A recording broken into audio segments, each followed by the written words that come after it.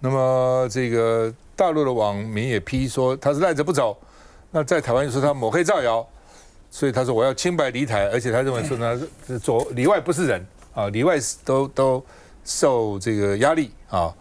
那他到内政部，那但是呢也有反对他的人喊他滚出去啊。他说我爱台湾也爱大陆，我不能两个都爱吗？啊，一定只能选一个爱吗？啊，所以他没有买机票，他也不离开台湾啊。那这个也有支持他的民间团体呢，说移民署滥权啊，把他赶走啊。那另外呢，这个他拒绝主动离境啊，说希望能够撤销他的处分。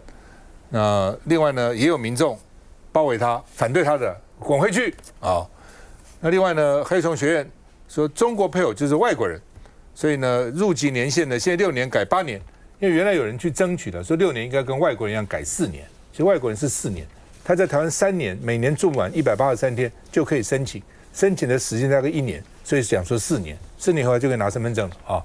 那所以有人说为什么大陆6年，这个其他人4年？那他们说什么4年要改8年啊？而且还是外国人啊，外国人没有8年啊，外国人4年了啊。那媒体的评论说一句武统就搞得风声鹤唳，哦，人民不得不活成赖政府喜欢的模样，你喜欢什么就活成这样子，我们不敢违抗你，也不能有不同的想法啊。那联合报呢说，因为有一个国小校长在抖音说我爱你中国，就被桃园市的调查员调查。另外有一个中立警员在抖音说我是中国人，被记过处分啊。所以呢，就是这是不是文字狱？中国人什么意思？我并没有说我是中华人民共和国的人，我是中华民国人，我不是中国人。那你说中华民国国民简称什么？中华民国国民简称台湾人，好像这也很奇怪嘛。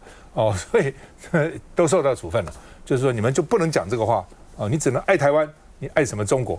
看一下。陆配网红雅雅在台湾的时间倒数计时，而26号午夜12点整一到，移民署就会有强制令。根据了解呢，如果当下并没有合适的班机时间飞到大陆的话，移民署还是会把雅雅带到机场实施戒护，等到机票处理好了，班机也到了，就可以直接把人遣返出境。行李收好了吗？我没有觉得我错呀，这是我的立场，一个立场问题。行李没收，回国机票没订，态度强硬，说绝对不主动离台。但移民署法规，外国人强制驱逐出国处理办法摆在眼前，时间一到，流程就要开始跑。强制驱逐出国处分书会载明处分人个资以及被驱逐的理由。移民署执行时会有同性别的移民署人员检查处分人身体以及携带的物品，并派员接护到机场或是港口监视出国，同时把证照或旅行文件交给机长或是船长或其他授权人员保管。如果处分人有明显抗拒出国或是逃脱疑虑，移民署也可以派员护送到被遣返的国家或地区。现在问题来了，雅雅明显不愿离开台湾，难道到最后只能由纳税人共同买单机票钱吗？根据了解，机票钱还是得由雅雅自己付，不管是移民署还是其他单位都不会帮忙付这笔钱。若雅雅不肯买，就只能找她的家属或是愿意帮她的亲朋好友。至于要飞往大陆哪个城市，就看雅雅的意愿，但前提是她也得乖乖配合台湾的法律。这个。蔡英文总统在2016年曾经讲过啊，没有人需要为他的认同道歉啊。那当然，雅雅的这些言论，坦白讲，大家看了都很不舒服。但是谁真的会相信雅雅是个有影响力的人呢？我不相信他去自己录了一个在台湾看不到，我刚才听伟汉说这是大陆版的大陆版的抖音，然后大陆人看了之后觉得雅雅的话，哇操，跟这个习近平一样，决定要这个支持雅雅讲的话，不可能嘛。那既然这个人在大陆讲的，习近平都没有讲这个话，是习近平都没这样讲。他坦白讲，就是他以往大陆的网红啊，就常常就是讲一些比较极端的、偏激的，然后引起大家的关注，然后拿到一些斗内，也许这是他的一个商业手法，我先不管。但是有必要处理到这个无限上纲啊，无限上纲。那特别是这样子，未来会有个寒蝉效应，什么效应呢？也许台湾的大陆籍的这个陆配都不敢讲自己的想法。甚至在外面都不敢发表意见，他们的家人小孩也许会觉得说啊，那我如果讲了一些不是社会主流喜欢听的话，我会不会被抄家，我会不会被肉搜，我会被遣返出境，你会造成这样全国的一个寒蝉效应。那刚才这个周垂义说啊，没有中华民国就没有言论自由，那事实上呢，中华民国的可贵就是因为言论自由。但我们跟大陆不一样的地方是，你在那边讲什么，喜欢听的人听，那不喜欢听的人呢，就根本就不理你。所以就是民主可贵、多元自由的地方。那我们跟中国大陆最大的不同，我们能吸引大家最大的地方是，到了这块土地，你讲什么都可以。那有人觉得武统或者觉得要统一的人，其实在过去台湾的言论市场里面也都有啊，也都有，不管是他是否具有中华民国国籍，那基本上就是社会上某一种极端的想法，那这个对台湾社会就毫无影响。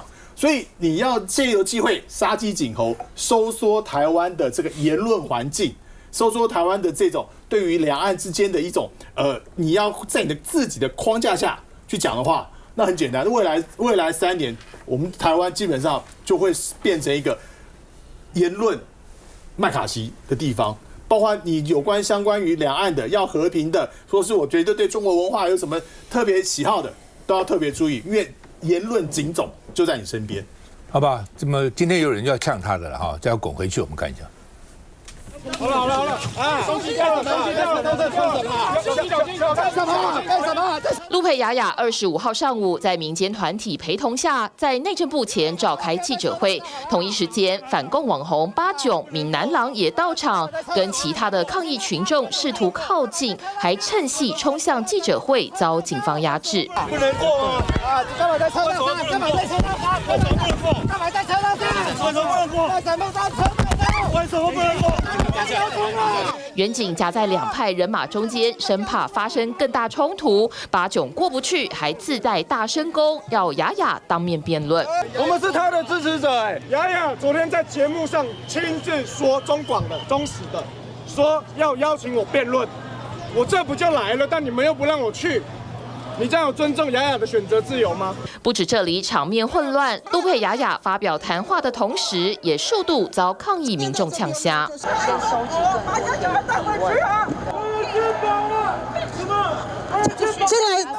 对。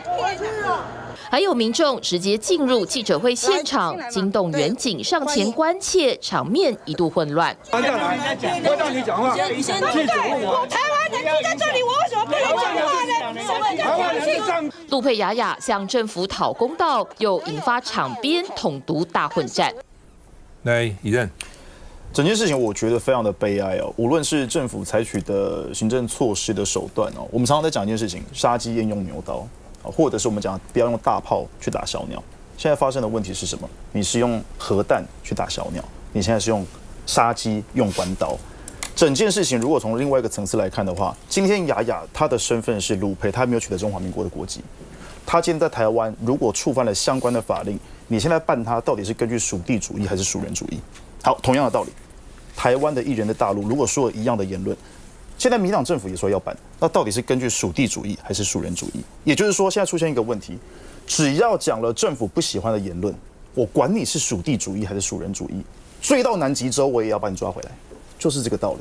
请问一下，过去我们在批评共产党长臂管辖的时候，从境外把人引渡回来的时候，我们怎么批评人家的？现在民进党政府连属人主义、属地主义都选择用模糊性的方式，只为了服膺于政治。另外，我们要强调的是，到底问题出在武还是统？关键点到底在哪？到底踩了哪一条红线？过去很多人讲说这不是言论自由，错了。不管是引用2公约，还是言论自由的范围，我们台湾的言论自由是采取美派给予政治性言论自由是最高等级的保护。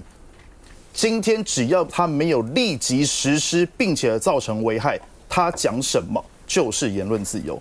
我同意刚刚思刚哥说的，先有言论自由的精神，才有中华民国。中华民国走过来，中华民国也不是一开始就有言论自由，它是要提倡言论自由。过去民进党的前辈们在提倡言论自由的时候，他怎么说的？我们要改造这个国家，所以精神永远比国号更来的重要。最后我要说的是，如果武统武关键在武的话，那武毒可不可以？我们要整军备武，我们要全民动员。为什么？因为我要跟老公干一场。我要台湾独立，我要把我们的国号改成台湾，可不可以？这样有没有踩到所谓的鼓吹战争的这条红线？我记得那个时候他们不讲说郑南榕嘛，那个时候说要争取100%的言论自由。什么叫100%？有没有说在台湾就这个不能讲，那个不能讲？100%理论上什么都可以讲啊。郑南榕那时候争取是台独的言论自由嘛，主张台独的言论自由。我在立法院内政委员会的时候，当时删除刑法100条，就是不以思想入罪，不以言论入罪，要有行动才入罪。他嘴巴讲一讲，他真的对台湾造成什么大的影响吗？我也很不喜欢他讲的话。说实话，我相信台湾绝大多数人不喜欢他讲的话。但是问题他讲，那通常讲了，我们常常讲说，你不教而杀谓之虐嘛。你可以警告他们，就讲这个不行了。然后呢，警告不听，我怎么处罚你？再不行，我在这个把你驱逐出去，通通没有啊。表示你政府这些官员也不知道他讲些什么，只是被人家检举了。原来他讲的这个话，就立刻把他下重手。这个合乎法治国家一个行政程序吗？休息再回来。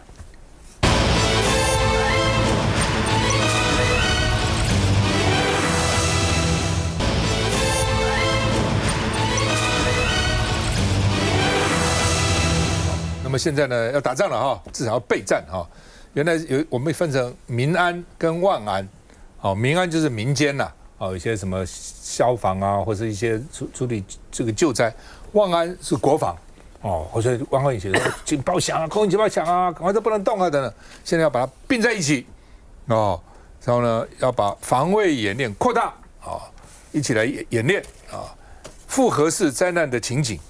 就是说你要看我们的全社会的防卫韧性到底怎样所以到时候会有地震啊，会有什么，反正各种天灾地变其实真的要应付的是老共打来怎么办了那现在军队血库也不捐给民间的血库了，军队要自己建血库军医院或者很多医院也要增加这个前线手术这样的设施那另外呢，在台中也要演练。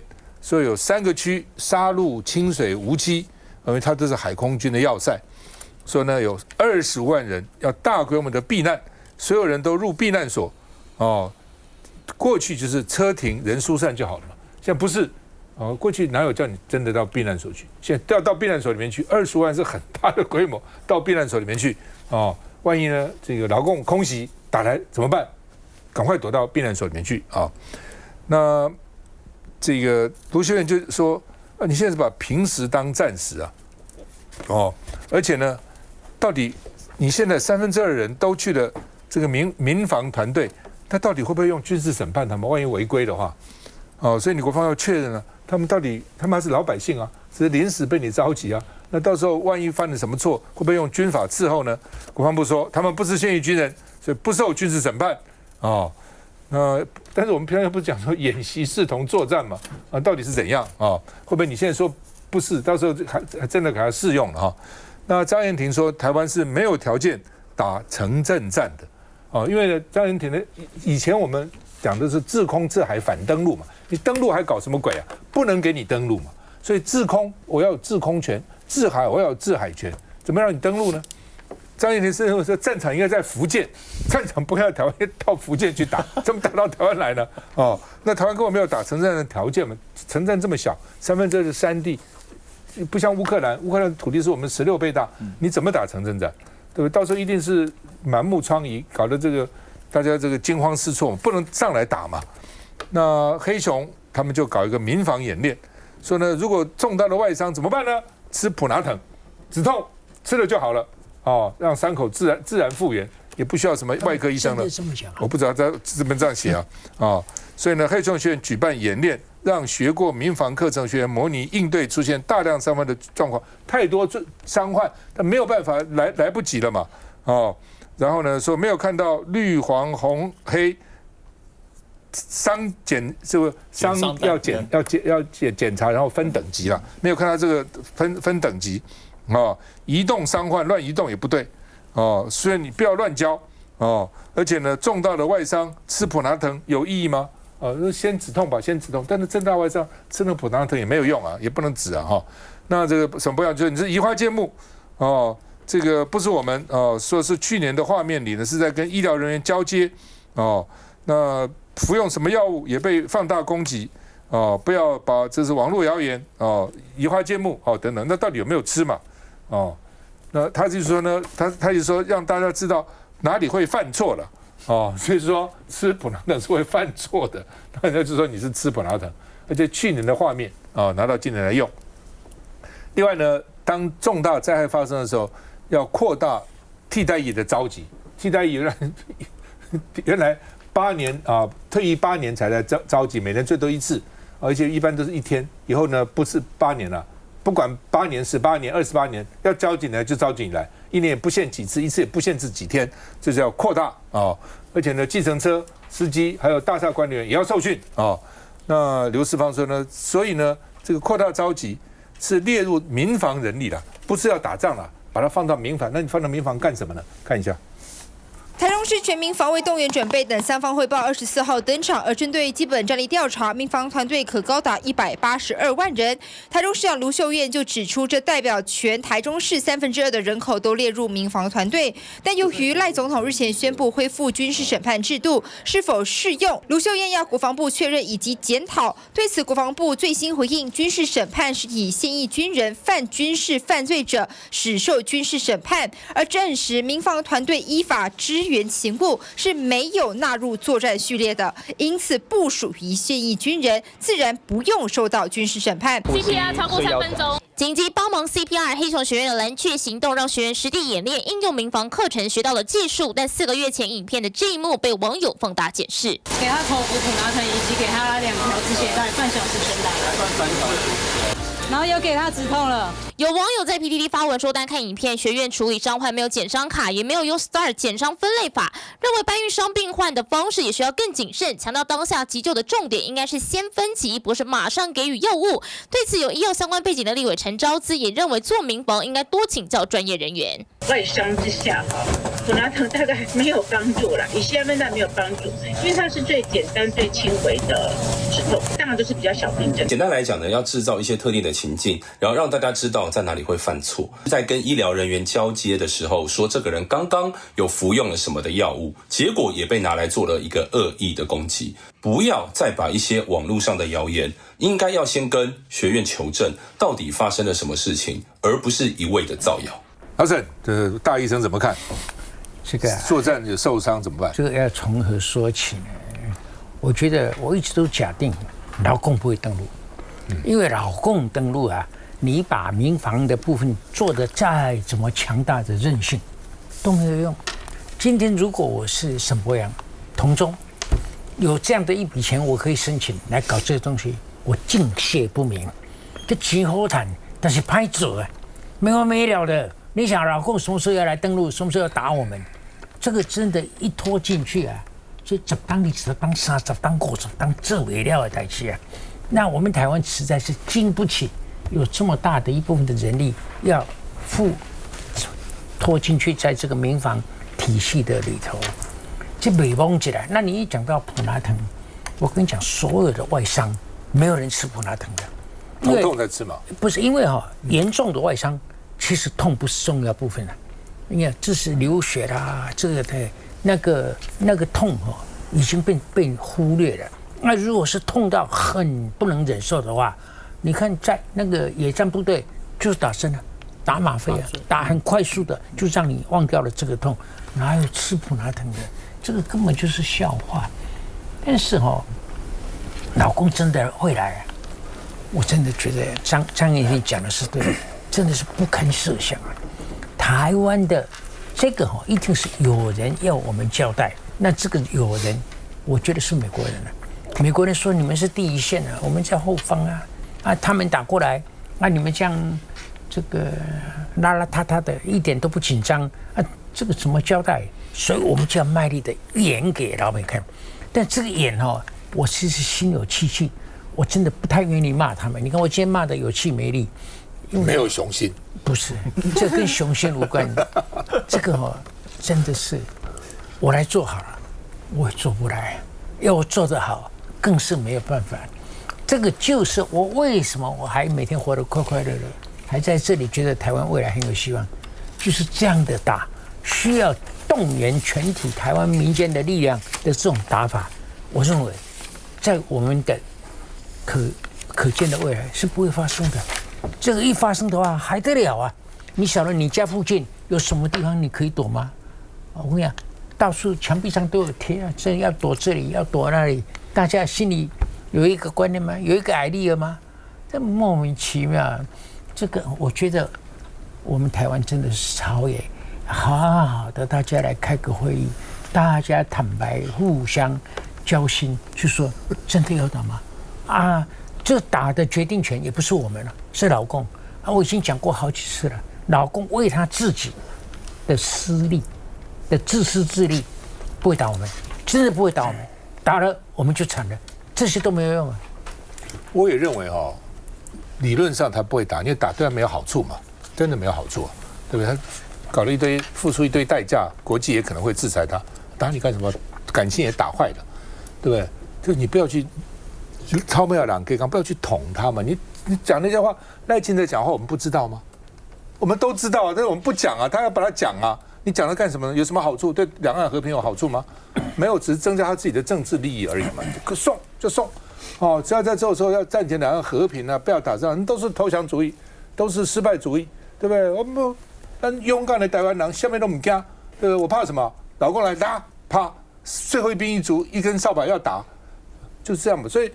麻烦就在这里了啊！反正你现在比较理性的就是不对的，一定要感性，要感情，而且要慷慨激昂才可以。休息一下再回来。